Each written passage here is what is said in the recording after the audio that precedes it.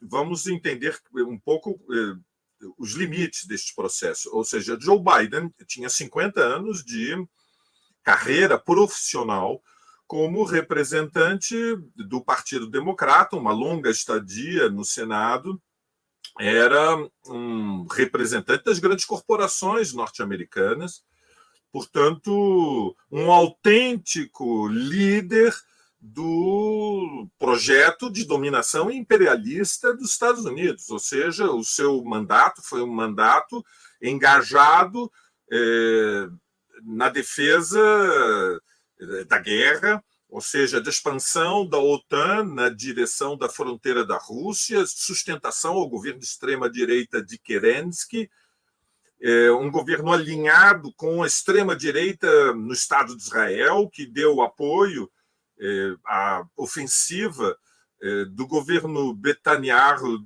que cercou Gaza e a transformou de campo de concentração em céu aberto num território Mad Max, um território de uma distopia monstruosa, genocida, ou seja, apartheid com sangue nos olhos e destruição implacável de todas as condições materiais de vida do povo palestino. Joe Biden é um representante dos interesses mais poderosos que sustentam também o acossamento dos imigrantes dentro dos Estados Unidos. São versões moderadas, o Partido Democrata, versões moderadas da política racista anti-imigrante.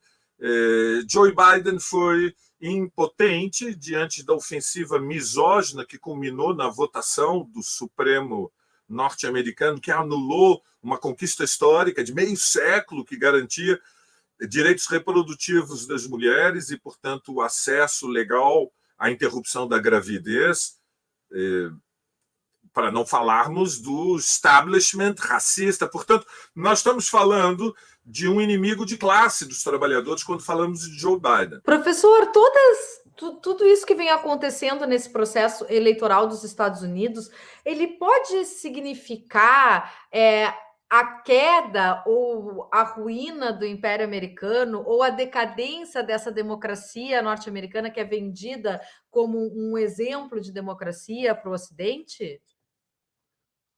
Veja, o Império Norte-Americano é o centro da Troika, e a Troika, ou seja, a associação entre os Estados Unidos, a União Europeia e o Japão, é o principal eixo de poder desde o final da Segunda Guerra Mundial. Portanto, 3 gerações nos separam, se considerarmos, grosso modo, um intervalo de 25 anos entre cada uma das gerações adultas, que é mais ou menos o padrão que é reconhecido pelas ciências sociais. É um intervalo grande, 3 gerações, né? Não é pouco. Dentro da Troika, a posição de poder relativa dos Estados Unidos vem diminuindo. Isso é assim e, portanto, está correta a caracterização de que há um processo de lenta e ininterrupta decadência do Império Norte-Americano. Disto não decorre a conclusão que os Estados Unidos e a Troika ainda não são o eixo principal de poder no sistema internacional de Estados. Ou seja, como todos nós sabemos, não há um governo mundial. Mas disto não decorre que não há uma ordem mundial. Há uma ordem mundial, Maria Fernanda. Não há governo mundial. A decadência norte-americana se expressa, em primeiro lugar, no fato de que o seu peso no mercado mundial já não é como foi esmagador. Ou seja, hoje, mas ainda hoje, os Estados Unidos eles representam, grosso modo, 1/4 da economia do mundo, apesar de serem 330 milhões de pessoas num planeta com mais de 8 bilhões de pessoas. Mas representa isso, 25%. A Europa representa 15%. Ou seja, quando nós pensamos a Troika, incluindo o Japão, nós estamos falando algo um pouco menos do que a metade do PIB mundial. A diferença destes últimos 30 anos é que a ascensão da China, que hoje já representa algo muito próximo a 20% do produto mundial, cria uma rivalidade com os Estados Unidos numa proporção diferente daquela que existia anteriormente. Evidentemente, os Estados Unidos têm outras duas vantagens comparativas muito importantes. A primeira é a superioridade militar e a segunda é a superioridade financeira, ou seja, os Estados Unidos têm a máquina de guerra de longe mais poderosa do mundo e, em segundo lugar, os Estados Unidos têm o estoque de acumulação de capital. E, por outro lado, a sua capacidade de financiar-se a si próprio, emitindo moeda sem lastro, ou seja, não é preciso que aqueles que nos acompanhem compreendam que as moedas já não têm lastro em ouro ou em qualquer outro ativo objetivo desde 1970. Portanto, um intervalo muito longo. Há uma nova fase do capitalismo, a financiarização crescente, ou seja, é a confiança, é a expectativa de que o Estado norte-americano merece confiança quando emite títulos do seu endividamento, que autoriza o Banco Central norte-americano a emitir moeda. Então, esta vantagem de emitir moeda indefinidamente, numa escala cujos limites, por enquanto, não são conhecidos. Haverá um limite, evidentemente, mas, por enquanto, ainda não são conhecidos quais são estes limites, que explicam por que os Estados Unidos ainda mantêm a sua posição de superioridade. Então, nesse contexto, este episódio teatral, né, que tem sido...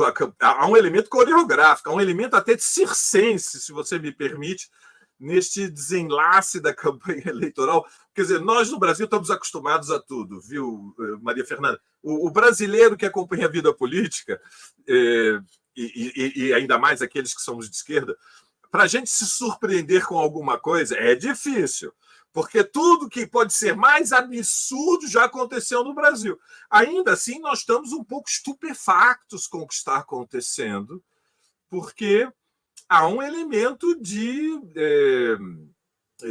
mediocridade, se você me permite, nesta campanha eleitoral. Há um pouco de tudo. Quer dizer, você tem, de um lado, um candidato como o Trump, que é um bufão, ou seja, o Trump ele criou uma persona, ele criou um personagem de si próprio, e ele mente digamos, como se não houvesse amanhã. Não sei se os jovens conhecem esta expressão. Ela era mais popular. Ele mente como se não houvesse amanhã.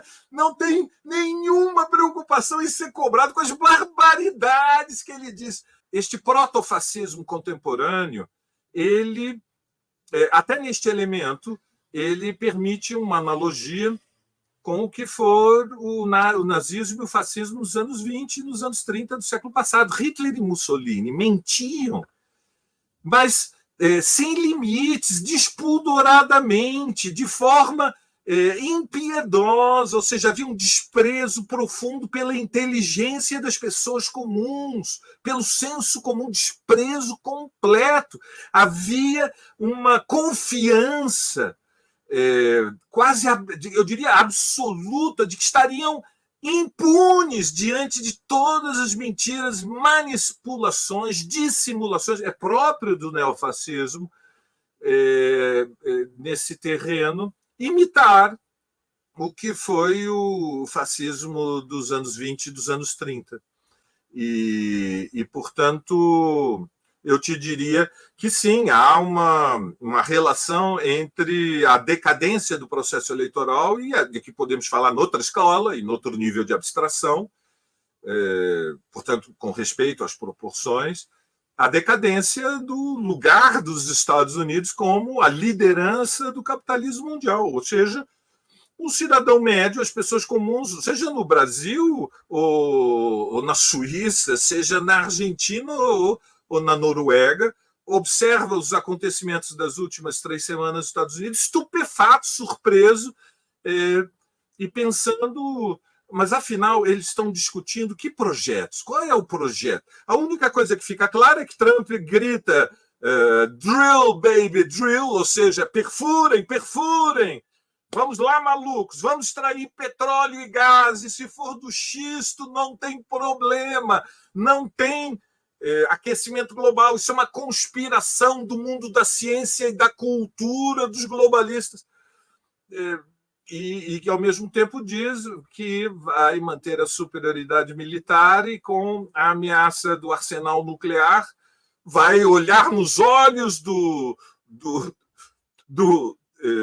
Putin e, com a força magnética e carismática do seu olhar, vai deixar o Putin tão apavorado que imediatamente vai se encontrar uma solução de acordo para a guerra da Ucrânia, além, evidentemente, do apoio incondicional a Netanyahu para terminar a limpeza étnica do povo palestino, empurrar a população, os milhões de Gaza, para fora da faixa de Gaza. Enfim, o debate é muito pobre, é quase infantilizado, né? Ademais, a teoria da conspiração, eles tentaram me matar. Quem é este eles? Tudo confirma que foi, como não é incomum nos Estados Unidos, há atentados semanais nos Estados Unidos, a liberação das armas, inclusive armas automáticas, leva a que pessoas alteradas, mentalmente comprometidas, malucos à solta, Maria Fernanda, ataquem escolas, e um deles decidiu encontrar a glória através do assassinato do Trump. Este eles obscuro, na verdade, é uma tentativa de se martirizar, como se houvesse uma força oculta que quer impedir que ele, o escolhido, o messiânico, chegará ao poder e vai realizar a MAGA, Make America Great Again, ou seja, o projeto do destino manifesto do imperialismo norte-americano para dominar o mundo. Enfim, vou te dizer, serão 100 dias em que nós vamos ficar um pouco em suspenso